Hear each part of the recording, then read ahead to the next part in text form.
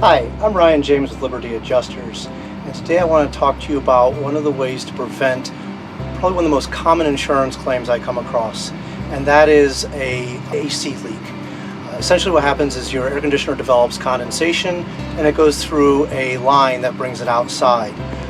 Over time, especially living in Florida, that line can develop fungus and it prevents the water from exiting. This particular AC unit is located in an attic. And when these back up, the water will eventually saturate your ceiling and collapse into the room below. So how you prevent this is your AC unit should have a pipe that comes out, this is the drain line, and something that kind of looks like this. You're going to want to take this off and pour vinegar down this hole.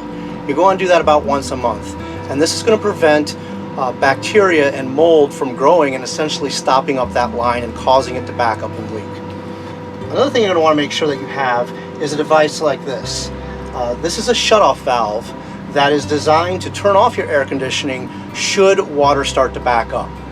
If you don't have something that looks like this next to your AC unit, then you probably want to make sure you get one because it can save you a lot of headache and prevent from having to file an insurance claim.